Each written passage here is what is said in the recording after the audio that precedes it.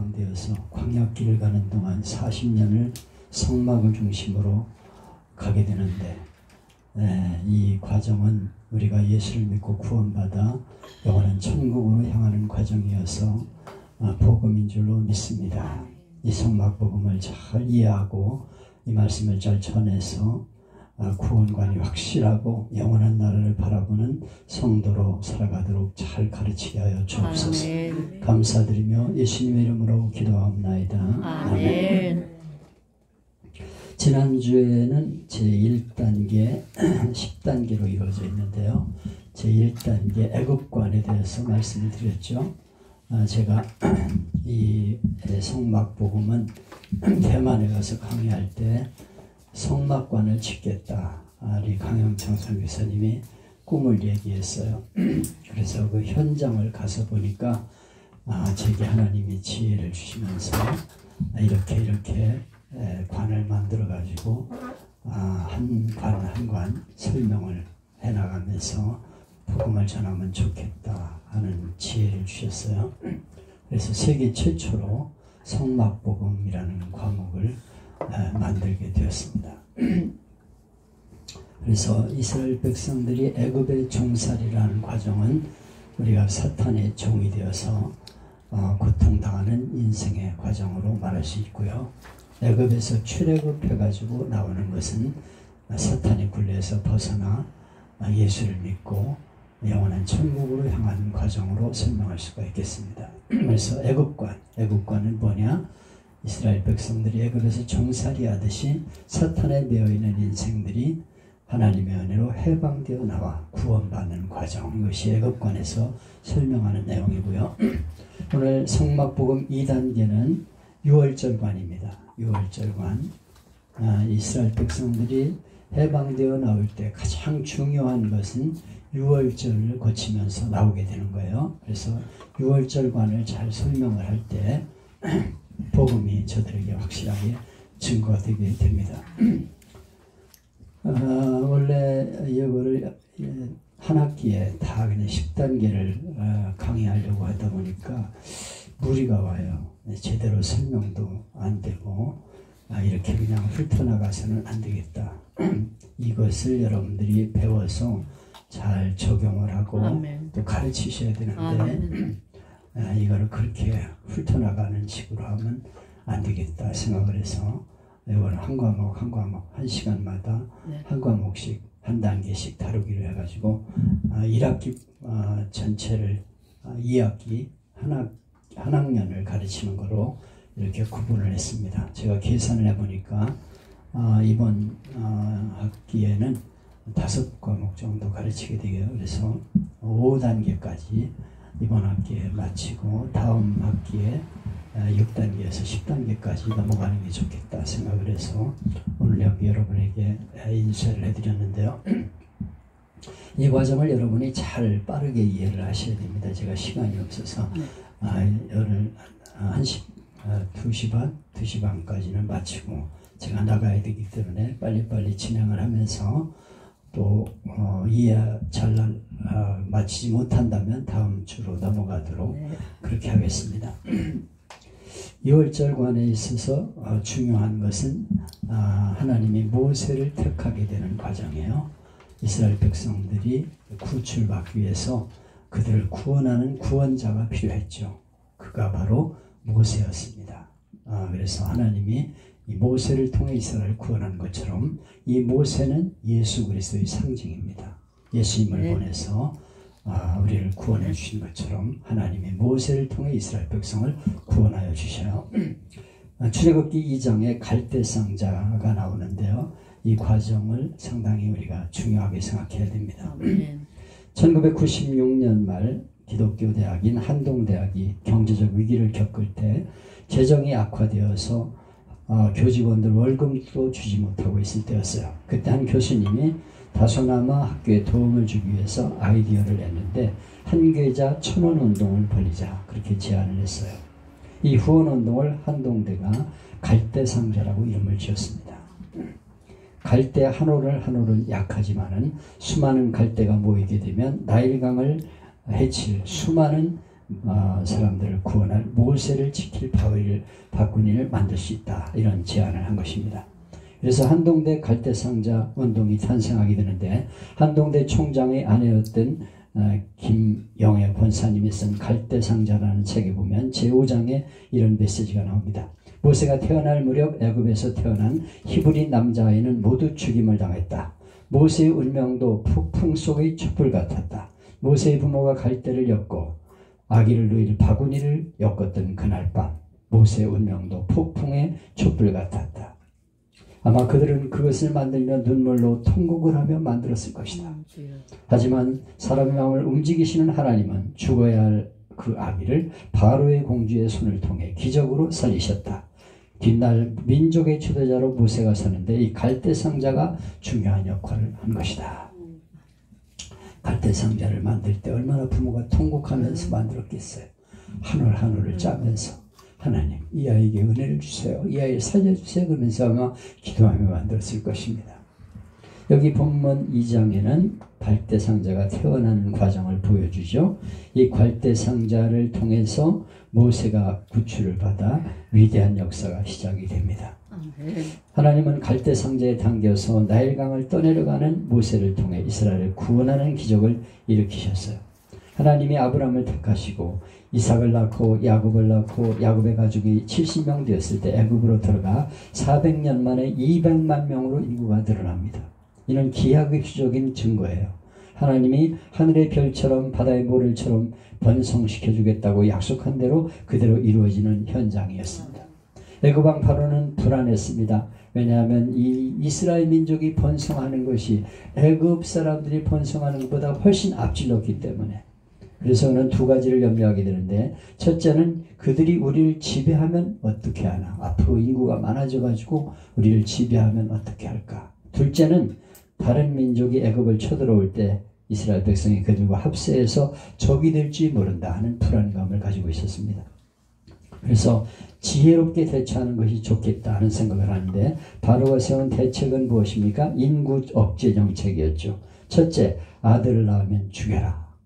둘째, 부모는 아이를 갖지 못하도록 시간을 갖지 못하게 노역을 시켜라. 그리고 학대를 해라. 왜냐하면 부부 생활도 못하게 그렇게 만들으라는 거죠.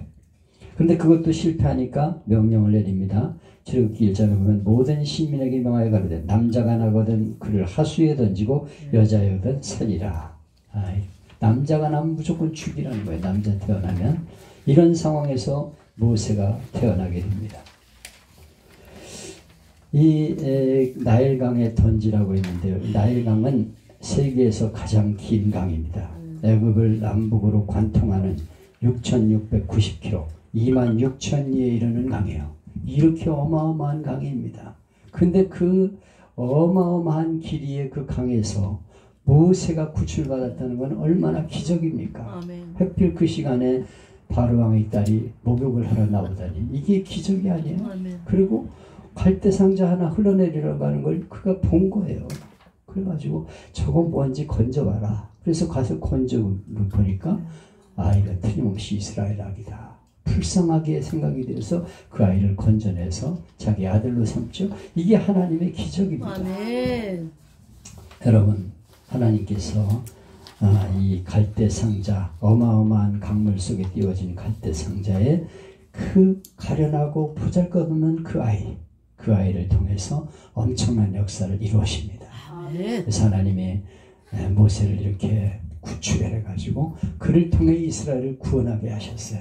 보잘것없는 모세를 통해 이스라엘을 구원하게 하십니다. 하나님은 말구육간에 태어난 아기 예수를 통해 세상을 구원하는 은혜를 우리에게 주신 것이죠. 출애굽기 2장을 보면 요셉의 품에서 신앙과 히브리 정신을 교육받고 자란 모세는 젖을 뗀 후에 바로의 궁중에 들어가 공주의 아들이 되어서 모세라고 이름을 짓게 됩니다. 모세의 애굽식 이름은 모세스인데 모는 물, 우세스는 건짐받다. 다시 말하면 모세우스라는 이름은 물에서 건짐받은 자다. 강물 속에서 떠내려가는 그 아이를 내가 건져냈다. 이렇게 이름이 지어줬습니다. 나일 강물에 빠져 죽을 수밖에 없는 모세는 하나님의 섭리로 건짐을 받고 후에 이스라엘 백성들을 애굽에서 건져내는 자가 되었어요. 오늘 성도들은 모세와 같이 죽음의 강물에서 건짐받은 사람들입니다. 아멘. 우리 모두는 하나님의 은혜가 아니었으면 죄와 사망의 바다에 빠져 영원히 죽을 수밖에 없었어요. 근데 하나님의 은혜로 건짐을 받아 애굽 공주의 아들이 된 모세보다도 더 존귀한 하나님의 자녀가 된 것입니다. 그러므로 이내 은혜를 받은 성도는 모세처럼 사람들을 죄악과 사망에서 건져내는 자가 되어야 하는 것입니다. 아멘. 23절, 25절, 22절까지는 모세가 광야에서 시간을 낭비하는 기록을 하고 있다가 23절 이하에 보면 애굽 왕은 죽고 이스라엘 백성의 탄식이 심해지고 하나님의 그 탄식을 들었다. 그렇게 기록하고 있죠. 이스라엘 백성들이 부르짖었다. 이스라엘 자손은 고역으로 인하여 탄식하며 부르짖으니 탄식했다는 말은 신음한다. 너무 고통스러워서 끙끙대면서 신음을 하면서 하나님 살려주세요. 그렇게 부르짖었다는 것입니다. 여러분, 역경은 하나님께 부르짖을 수 있는 기회인 것입니다. 아멘. 우리가 하나님 앞에 부르짖으면 하나님이 은혜를 베푸십니다. 아멘. 하나님께 부르짖으면 희망이 일어납니다. 이스라엘 백성이 탄식하며 신음하며 끙끙대며 하나님 앞에 부르짖었더니 하나님이 그 소리를 들으셨다고 말씀하고 있습니다. 의인이 부르짖으며 여호와께서 들으시고 모든 환난에서 건지셨다고 말씀하고 있습니다. 우리는 어려운 환난을 당할 때 하나님 앞에 부르짖어야 된다는 것을 말씀해주고 있는 것입니다. 여기 본문에 보면 모세의 삶을 보면 하나님이 그를 광야에서 이끄신 이유가 있습니다. 이스라엘 백성들을 지도자로 훈련시키기 위해서 광야 생활을 겪게 하셨어요. 아멘. 40년 동안 광야 생활을 겪게 했습니다. 40년 광야 생활이 없었다면 극심한 광야의 햇빛과 사막의 열기와 물 없는 광야를 200만을 이끌고 어떻게 지나갈 수가 있겠어요. 만약 모세가 광야에서 훈련받지 않았으면 어려움 당해서 원망 불평하는 이스라엘 백성을 끌고 갈 수가 없었습니다. 애굽에 매장지가 없어 우리를 광야에서 죽게 하느냐, 물이 없어 우리가 죽게 되었다, 고기와 떡을 배불리 먹었는데 우리를 굶어 죽게 만드냐고 원망하는 백성들, 그들을 향해 모세는 끝까지 인내하며 저들을 이끕니다. 아멘. 광야에서 40년 동안 양을 치면서 묵묵히 견디는 훈련이 있었기 때문에 아멘. 때로 우리에게도 예상치 않은 광야 생활이 주어질 때가 있죠. 어떤 자매는 시집살이가 광야 생활이 될 수 있고 어떤 형제는 상사와 동료로부터 어려움 당하는 직장이 광야가 될 수 있습니다. 어떤 가정은 어려운 사업장이 광야가 될 수 있습니다. 그러나 우리가 기억할 것은 하나님께서 우리를 광야로 인도하시는 이유가 분명히 있다는 것입니다. 하나님이 거기서 나를 훈련시키는 기회로 삼으시는 것입니다. 그래서 광야의 훈련을 통해 이스라엘을 구원하는 큰 일이 일어나게 되는 것입니다. 하나님은 광야에서 역사하십니다. 하나님이 광야에서 우리를 돌보시면서 우리를 훈련시켜서 하나님의 사역자로 삼으심을 내시기를 바랍니다. 3장은 모세의 소명장입니다. 불타는 가시떨기로 알려진 모세가 하나님께로부터 부름받는 장면이 3장에 나오죠. 하나님의 부르심에는 성경에 두 가지로 구분되는데, 첫째는 구원적 소명. 이것은 하나님의 자녀로서의 부르심입니다. 하나님이 이 세상에서 우리를 불러내서 구원시키는 것이 구원적 소명이에요. 부르심, 하나님 불러내서 구원받았습니다. 여러분 한 분 한 분이 하나님의 부르심을 받아 구원받게 된 것입니다. 둘째는 사명적 소명인데, 이것은 하나님의 일꾼으로서의 부르심입니다. 여러분, 하나님이 우리를 불러내서 일꾼으로 삼으셨던 것을 믿어야 합니다. 우리는 종종 무슨 신학교 나와야 부름받은 것으로 생각하는데, 우리가 하나님의 자녀가 되었다면 그는 하나님의 일꾼으로 소명을 이미 받은 것입니다. 바울은 고린도서 4장 1절에서 사람이 마땅히 우리를 그리스도의 일꾼이요 하나님의 비밀을 맡은 자로 여길지어다. 하나님 일꾼으로 나를 부르셨다는 것을 깨달아야 된다고 말씀하고 있어요. 우리가 예수를 믿게 되었다면 나는 하나님의 부르심을 받은 일꾼이라는 소명을 가져야 합니다. 직업을 보케이션이라고 부르는데, 이것은 라틴어 보케이토에서 나온 말로 부르심, 소명을 뜻하는 말입니다. 왜 하나님이 직업을 주시느냐? 그 직업의 소명을 감당하기 위해서 주신 것입니다. 우리는 소명 없이도 어떤 직업을 가질 수 있습니다. 그러나 정말 그 직업을 가진 사람에게 가장 중요한 것은 즐겁고 보람찬 결과를 가져야 되는데, 소명의식을 가져야 돼요. 하나님이 나를 이 직장에 보낸 이유가 있다. 여기서 내가 열심히 생명을 구하는 일을 해야 돼. 소명을 가진 사람은 즐거운 거예요. 아멘. 어떤 사람은 하루 일과가 시작되기 전에 오늘도 지겹다. 하루를 어떻게 직장에 나가 버티냐 그러면서 그렇게 살아가는 사람이, 어떤 사람은 오늘 하루 내가 직장에 나가 일하는 게 얼마나 즐겁냐, 오늘도 누구를 만나 전도할까, 누구를 하나 내가 붙여줘서 전도할까, 이렇게 생각하는 사람은 직장 생활이 즐거운 거예요. 우리가 그 직업을 나의 소명의 장소로 생각할 때 그것이 기쁜 자리가 되게 되는 것입니다. 모세는 소망이 없던 그런 실패자의 모습이었어요. 그러나 소명받고 난 뒤에 그는 정말 가치 있는 인생을 살게 됩니다. 하나님이 왜 모세를 불렀습니까? 그 양치는 자리에서 고통받는 백성을 구원하기 위해서 그를 불러내신 것입니다. 여러분, 모세를 평범한 일상적인 삶에서 부르셨어요. 분명히 여기 보면 장인 이드로의 양을 치고 있었다. 양을 치는 것은 목동의 삶이에요. 그가 평범한 일상의 삶의 현장에서 하나님을 만난 것입니다. 어떤 종교는 신을 만나기 위해 특별한 것을 해야 된다고 가르칩니다. 40일 100일 기도를 해야 된다. 3000배 10,000배 정성을 들이며 절을 해야 된다고 말하고 있어요. 그러나 성경에 보면 하나님은 정상적인 삶을 살고 있을 때 만나고 불러주십니다. 고기잡이하는 현장에서 베드로를 부르고 제자를 불렀습니다. 마태가 세관에 앉아있다가 주님의 부름을 받았습니다. 기도하는 타작마당에서, 아모스는 뽕나무에서 농사를 짓다가 농부로서 주님을 만나게 되었습니다. 여러분, 무슨 특별한 소명을 받을 때 헷갈리는 소리를 들어야 되는 게 아니에요. 그래서 소명을 받으려면 신비한 뭘 받아야 된다, 아니에요. 그 일 현장에서 하나님의 부르심이 있는 것입니다. 모세가 호렙산에서 양을 치고 있는데 이상한 일이 벌어졌습니다. 가시떨기에 불이 붙어서 타오르는데 이상하게 나무가 타지를 않아요. 이상하다. 모세가 불 붙은 나무를 보기 위해 가까이 다가갔습니다.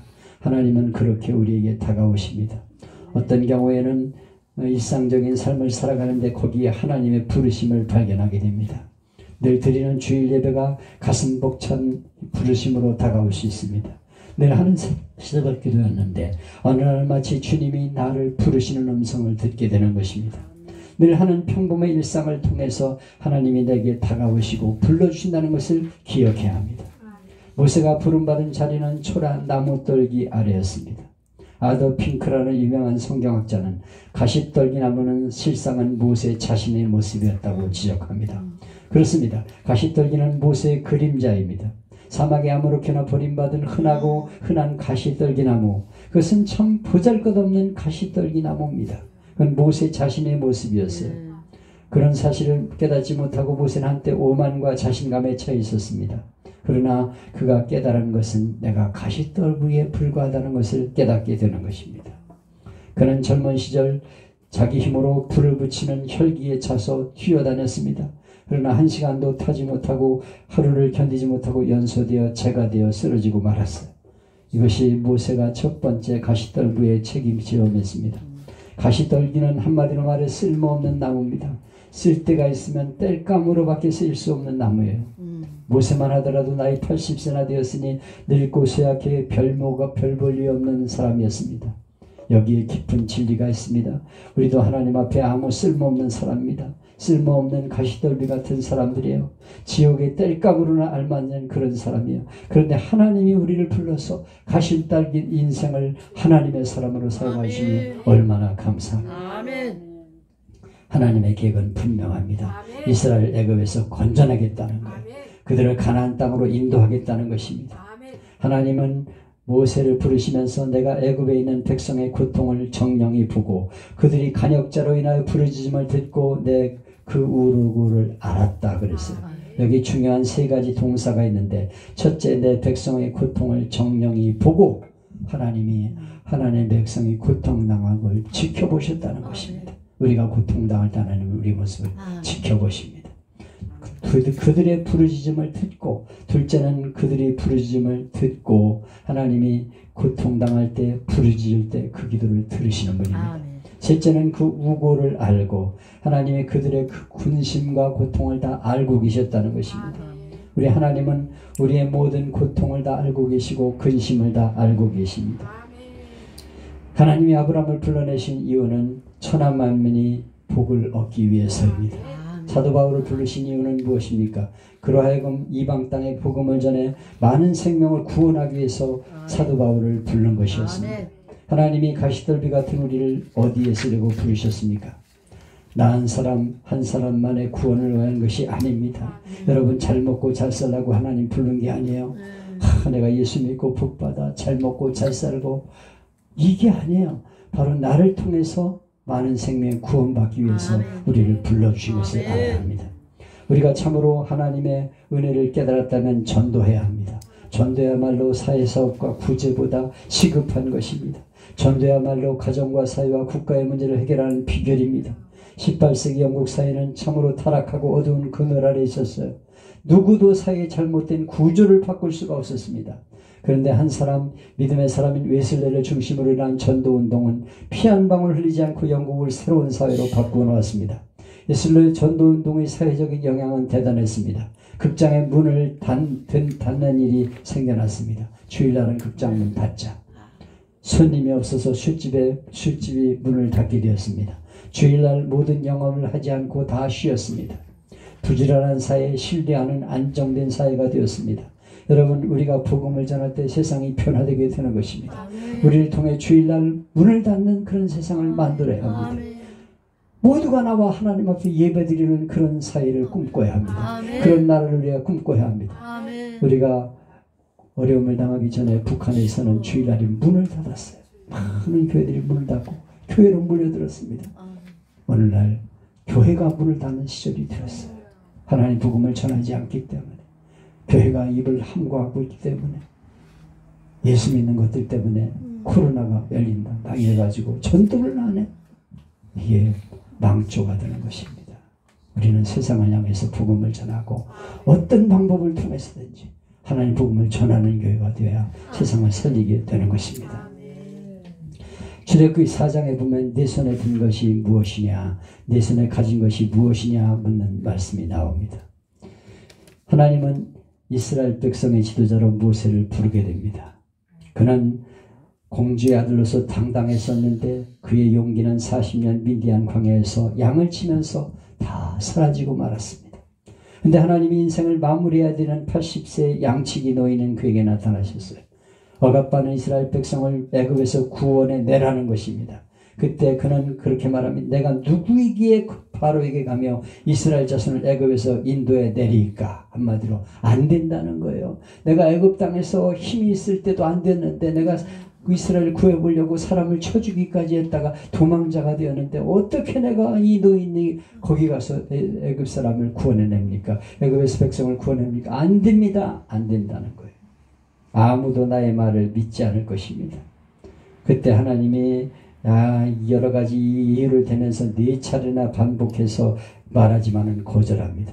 하나님이 3가지 표정을 보여주며 그를 설득하시죠. 나는 할 수 없다. 그럴 때 지팡이 네가 그걸 땅에다 던져라.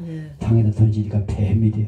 손을 품에 넣어라. 넣었다가 보니까 문둥병이 걸려서 다시 품에 넣어라. 넣으니까 문둥병이 낫게 되었습니다.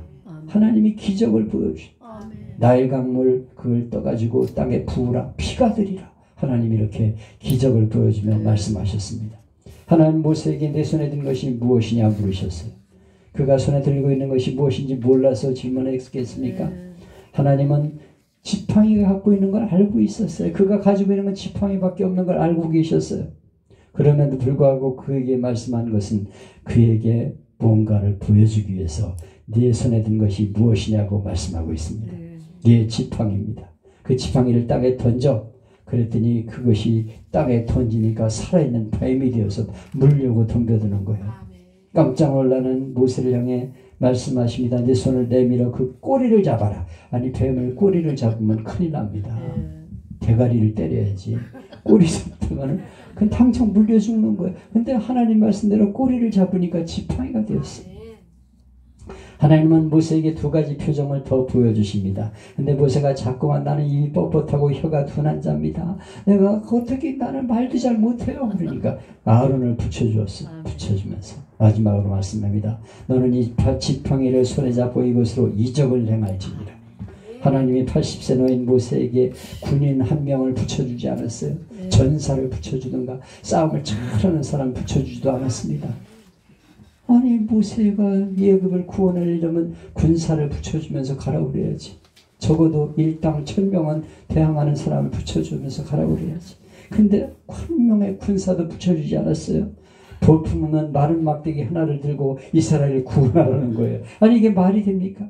터키 이스탄불에는 톱카피라고 하는 박물관이 있습니다. 거기 보면 애굽의 지팡이가 전시되어 있다고 합니다. 근데 사람들이 박물관에 전시된 지팡이를 가서 보고 실망한다고 합니다. 우리는 모세의 지팡이 그러면 쉽게 나오는 잘토네 스톤이 들고 있던 멋진 지팡이 구부러지고 탁 생긴 거 탁 들고 서 있는 모습을 상상하지요? 그런데 모세가 가진 그 박물관에 전시되어 있는 지팡이는 겨우 1m 남짓, 굵기는 대나무보다 더 가는 지팡이보다는 굵은 회초리 같은 그런 나무 막대기예요. 그래서 사람들이 정말 모세가 사용하는 지팡이 맞아요? 이렇게 물어본답니다. 실제로 성경에 보면 크지 않았다는 걸 알 수가 있는데 성막의 기물 중에 언약궤를 보면요. 언약궤 길이가 1m 112.5cm예요. 그러니까 1m 조금 넘는 거예요. 성막 그 언약궤가 언약궤. 근데 언약궤 안에 지팡이가 들어갈 수 있으니까 그게 아주 조그맣잖아요. 1m 정도밖에 안 되는 그런 크기를 가지고 그런 일을 하셨다니까. 모세가 하나님 명령에 순종해서 애굽으로 떠나는 순간부터 모세의 지팡이는 하나님의 지팡이가 되었습니다. 지팡이를 손에 잡았더라. 양을 치던 모세의 지팡이가 무슨 지팡이가 되었습니까? 하나님의 지팡이. 하나님의 능력을 일으키는 지팡이가 된 것입니다. 모세가 바로 앞에 지팡이를 던질 때 살아있는 뱀이 되고 바로의 마술사들이 만든 뱀들을 삼켜버렸습니다. 모세가 그 지팡이를 앞으로 내밀 때 홍해가 갈라져 마른 땅이 되고 반석을 칠 때 반석으로부터 백성을 마시게 하는 생수가 터져나왔습니다. 그 지팡이는 이스라엘 민족이 가나안 길을 향하여 가는 40년 동안 어마어마한 기적을 일으킨 지팡이가 되었습니다. 그렇습니다. 하나님의 능력이 모세와 함께하자 양치기가 능력의 사람이 되었습니다. 평범한 나무 막대기가 기적을 일으키는 능력의 지팡이가 되었습니다. 하나님은 우리에게 가진 것을 통해서 기적을 일으키시는 분입니다. 하나님 모세에게 내 손에 가진 것이 무엇이냐고 물을 때 내 지팡이입니다. 그렇게 대답했어요. 아무 쓸모없는 막대기 하나밖에 없습니다. 이렇게 대답했습니다. 얼마나 처량한 말입니까? 내가 가진 막대기 하나이고 지팡이밖에 없어요. 근데 그 지팡이가 능력의 지팡이라고 말씀하고 있는 것입니다. 여러분 오늘도 주님 우리에게 내 손에 든 것이 무엇이냐고 물으십니다. 뭐라고 말하겠습니까? 저는 가진 게 아무것도 없어요. 제 친구는 자랑할 게 많은데 난 내세울 게 하나도 없어요. 마른 막대기 하나밖에 없어요. 이렇게 우리는 말할 수밖에 없습니다. 그러나 여러분 걱정하지 마십시오. 바로 그것이 하나님의 능력을 행하는 지팡이가 될 수 있는 것입니다. 하나님의 도우시면 기적의 주인공이 될 것을 믿으시기를 바랍니다. 아멘 좀 하세요. 네. 여러분이 가지고 그 마른 지팡이 그 막대기 하나 그거밖에 없다고 실망하지 마세요. 하나님이 그걸 통해 위대한 일을 일으키신다니까. 아멘. 그러면 11장에 나오는 10가지 재앙을 생각해 보겠습니다. 우리는 출애굽기를 읽으면 한편의 거대한 영화를 보는 것 같아요. 장대한 스케일, 수많은 등장인물들, 반전을 거듭하는 탄탄한 스토리 구성, 상상을 초월하는 통쾌한 장면이 마치 하나님이 시나리오를 쓰시고 감독하시고 제작하시는 것처럼 드라마를 볼 수가 있습니다. 출애굽기는 내용적으로 볼 때 3편의 연속 사건으로 구성되어 있는데 첫째는 출애굽을 위한 준비 사건 1장에서 6장입니다. 그리고 둘째는 7장에서 18장은 하나님 모세를 애굽으로 보내 그들을 구출하는 장면입니다. 그리고 셋째는 출애굽 이후의 사건이 19장에서 40장까지 기록되고 있습니다. 여러분 하나님은 우리를 통해서 위대한 역사를 일으키는 드라마를 일으키는 분임을 믿으시기를 바랍니다. 우리가 생각하는 장면은 지금 두 번째 사건의 부분입니다. 이스라엘 백성들을 구원하는 장면인데 출애굽기 7장에서 보면 10가지 재앙이 일어납니다. 이스라엘 백성을 구원하기 위해서 하나님 모세를 애굽으로 보내 바로 왕 앞에 서게 하시죠. 그리고 이렇게 말합니다. 여호와의 말씀에 내 백성을 보내라 이렇게 말하라는 거예요. 그래가지고 가가지고 내 백성을 보내라. 보내겠습니까? 어림도 없지. 왜 그렇습니까? 그는 하나님을 모르기 때문에. 그리고 둘째는 이스라엘 백성 보내면 나라가 엉망되는 거예요. 장정만 60만 명이 나라를 위해서 일하고 200만 명의 인구가 저들의 노예였어요. 근데 그 노동력을 잃어버리면 애굽은 이제 더 이상 지탱이 안 돼. 그래 필사적으로 버티고 저항하는 거예요. 안 된다고. 하나님은 이적의 맛보기로 첫 번째 이적을 보여주셨는데 지팡이가 뱀이 되는 사건이었어요. 이걸 보면 이제 좀 머리를 숙일 만한데 애굽의 술사들도 그 이적을 행해요. 그걸 보고 바로가 거절합니다. 우리도 그거 할 수 있다 이렇게 생각했어요. 하나님 배를 드십니다. 그리고 재앙을 퍼부시는데 무려 10차례나 계속됩니다. 피해 재앙, 개구리 재앙, 이재앙, 파리 재앙, 악질 재앙, 악성 총기 재앙, 우박 재앙, 메뚜기 재앙, 흑암 재앙, 그리고 마지막으로 장제 재앙. 아니 처음에 그냥 바로 고개를 숙였으면 괜찮은데 끝까지 버티다가 아주 쫄딱 망한다니까. 하나님은 애굽에서 노예 생활한 이스라엘을 해방시키고 모세를 보내 9번이나 그들을 보내라고 했지만 바로의 마음이 얼마나 완고한지 들으려고 하지 않습니다. 결국은 10번째 재앙에서 결정적인 타격을 입게 돼요. 순종하지 않는 사람은 결국 파멸당하게 되는 것입니다. 이 세상에는 어리석은 사람들이 많아. 이 바로왕처럼 계속 버티다가 나중에 쫄딱 망해가지고 손드는 사람들이 많이 있어요. 10번째 재앙은 11장에서 13장까지 3장이 기록되는데 11장은 10번째 재앙이 서론으로 하나님이 어떻게 하실 것을 예고하는 내용인데 예고는 5가지로 이루어져 있습니다. 첫째는 이번 재앙으로 모든 애굽 사람의 장제가 다 죽는다 이렇게 말했어요. 이것이 마지막 재앙이라는 것입니다. 이 한 가지 결정적인 재앙은 장자를 다 죽이는 거예요. 자기가 가질 수 없는 것을 가지려다가 하나님의 대적이 된 사람은 결국 망한다는 사실을 보여주고 있습니다. 둘째는 이 재앙에서 이스라엘 백성의 장자는 한 명도 죽지 않게 될 것이다. 그래서 거기 7절에 보면 그러나 이스라엘 자손에게는 사람에게나 짐승에게나 개 한 마리도 혀를 움직이지 아니하리니. 여러분 개가 혀를 움직이지 않는 것은 짖지 않는 걸 말하는 거예요. 이건 뭘 말하면 사람이 죽으면 집에서 곡소리가 나니까 짐승들이 막 울부짖습니다. 개도 막 짖습니다. 아니 웬일인가 막 그래가지고 통곡소리가 나니까 막 짖어요. 근데 개도 안 짖어. 왜냐하면 평안하다는 거예요. 이스라엘 백성들은. 아멘. 애굽 사람들의 동네는 집집마다 초상이 나가지고 울음바다가 되었습니다. 그런데 이 이스라엘 백성들은 잠잠했어요. 아무 일도 일어나지 않아서 개들도 짖지 않습니다. 어떻게 그런 일이 일어나는가? 하나님이 지키시는 백성이기 때문에. 하나님의 백성이 되었다는 것은 특권입니다. 예수 믿는 사람은 하나님의 자녀가 되는 특권을 주셨습니다. 영접하는 자 곧 그 이름을 믿는 자들에게는 하나님의 자녀가 되는 권세를 주셨습니다.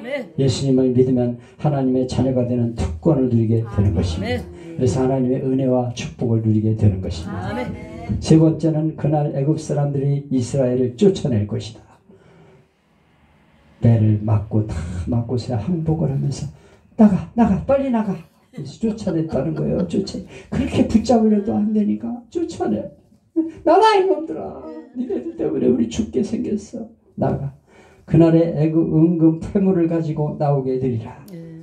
야 이스라엘 백성들이 노예 생활하고 있는데 일꾼들 몸만 내보낸 것도 아까워 못 보낸다고 버티던 사람들이 어떻게 패멸을 주면서 나가라고 합니까? 근데 하나님이 그 마음을 주관하시면 그냥 금은 배물을 주면서 나가라 그래. 야 이거 제발 가지고 나가서 잘 먹고 잘 살아라. 그러면서 가지고 있는 거 다 줬어요.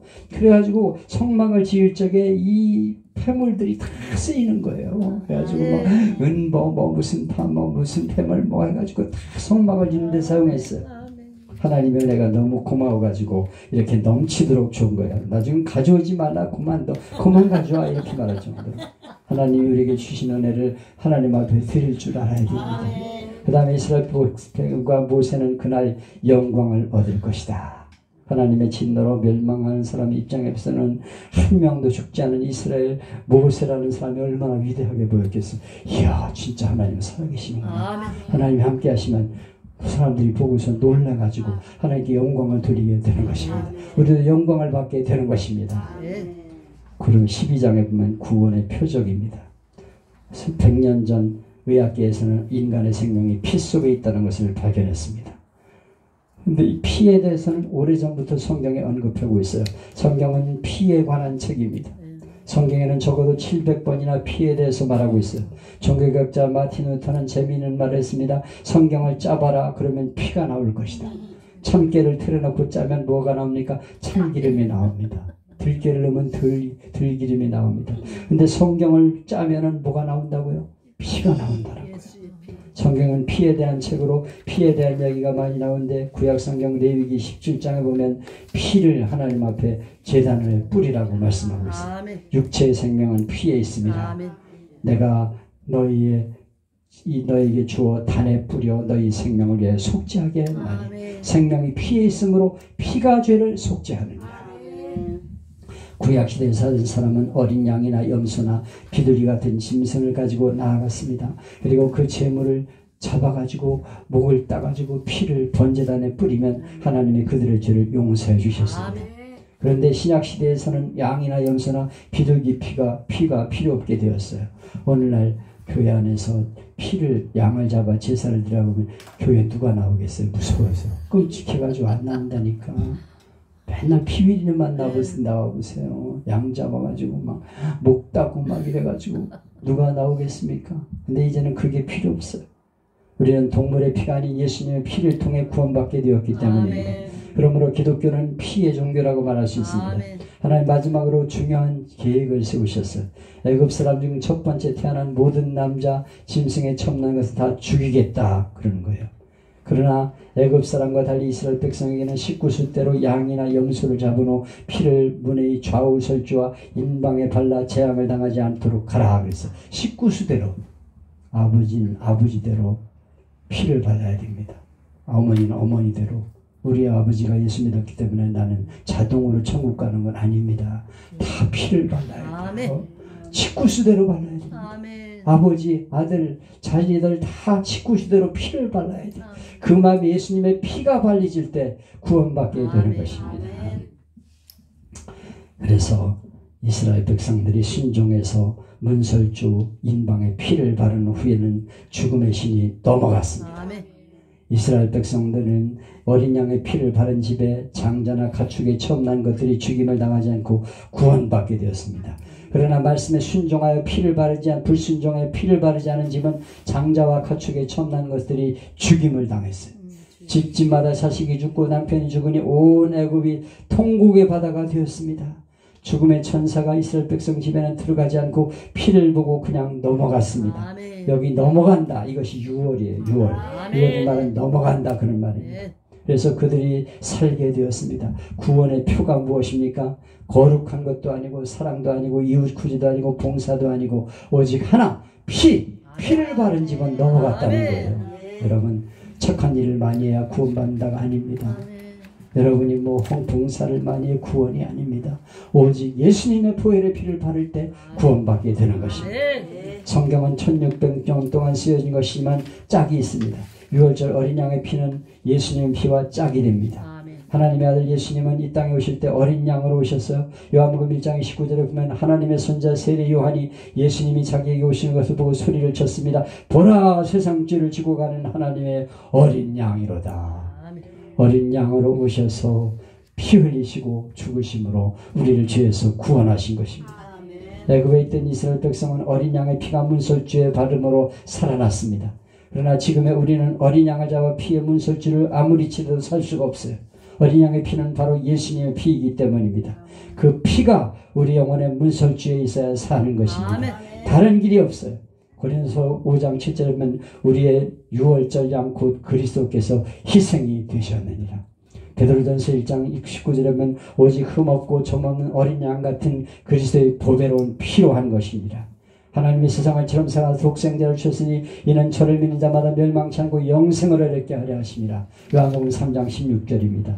저를 믿는 자마다, 영어 성경에는 forever 누구든지 기생이든 신사든 백인이든 흑인이든 죄인 모두가 다 예수를 믿기만 하면 멸망치 않고 영생을 얻는다고 말씀하고 있습니다. 사도행전 2장 21절에도 누구든 주의 이름을 부르는 자는 구원을 얻으리라. 누구든지 예수님의 이름을 부르면 구원을 한다고 말씀했어요. 다른 이로서는 구원받을 길이 없어요. 천국은 갈래길도 샛길도 없습니다. 오직 한 길 예수님의 십자가밖에는 길이 없어요. 요한복음 14장 6절에 내가 곧 길이다 나로 말미암아 함께 하는 아버지께 올 자가 없느니라. 예수님의 십자가 피 외에는 하나님 앞에 갈 수가 없는 것입니다. 천국 갈 수 있는 길은 오직 십자가밖에 없어요. 아무리 선한 일을 해도 구상하게 품위 있게 살아도 예수님이 아니고는 천국 갈 수가 없는 것입니다. 그러나 내가 아무리 형편없는 죄인이라도 예수님의 피가 내게 있으면 천국에 가는 것입니다. 천국 가는 길은 오직 한 길밖에 없어요. 예수님의 보혈의 피를 통해 천국에 가는 것을 확실하게 우리가 믿고 전해야 합니다. 여러분, 교회에서 윤리적인 설교하지 마세요. 너무 하나님 말씀대로 살지 않으면 지옥 갑니다. 이런 말 하지 마세요. 하나님 말씀대로 사는 사람 누가 있습니까? 다 죄인이에요. 오직 예수님의 보혈의 피를 통해서 구원받는다는 것을 당대하게 전하셔야 합니다. 하나님이 성도에게 주신 영적 전쟁의 무기가 몇 개 있는데 하나님 말씀과 성령의 능력과 예수님의 보혈의 피입니다. 예수님의 보혈의 피. 요한계시록에 보면 마지막 때 성경인 성도들은 어린 양의 피와 자기를 증거하는 말을 인하여 사탄을 이긴다고 말씀하고 있어요. 어린 양의 피, 예수님을 전할 때 사탄의 역사가 물러가게 된다는 것입니다. 공중권세 잡은 사탄이 가장 무서워하는 것 중에 하나가 예수님의 보혈의 피입니다. 사탄은 보혈 소리만 들으면 무서워 벌벌 떱니다. 사탄은 보혈 찬송만 부르면 도망을 갑니다. 예수님의 보혈에는 사탄을 누르는 힘과 능력이 있습니다. 그러므로 사탄의 역사가 있을 때 보혈 찬송을 많이 불러야 합니다. 나는 예수님의 피로 씻김을 받았다. 예수님이 채찍에 맞음으로 나음을 입었다. 나는 예수님으로 승리한다. 자꾸 입으로 시인해야 하는 것입니다. 날마다 예수님을 명하노니 악한 귀신아 떠날지어다. 보혈의 피를 바르세요. 보혈의 피를 통해서 악한 어둠의 권세를 내쫓으시길 바랍니다. 이사야 선지자는 53장 5절을 통해 치유하시는 하나님의 예수님에 대해 이렇게 말합니다. 그가 상한 우리의 죄악을 인함이라. 그가 징계를 받음으로 우리가 평화를 누리고 그가 채찍에 맞음으로 우리는 나음을 입었도다. 여러분, 예수님의 보혈의 피를 통해서 지금도 치유 역사가 일어나게 되는 것입니다. 보혈의 피를 바를 때 병이 치유되고 기적이라는 은혜가 임하게 되는 것입니다. 이제 그 피의 권세가 나의 권세임을 알아야 합니다.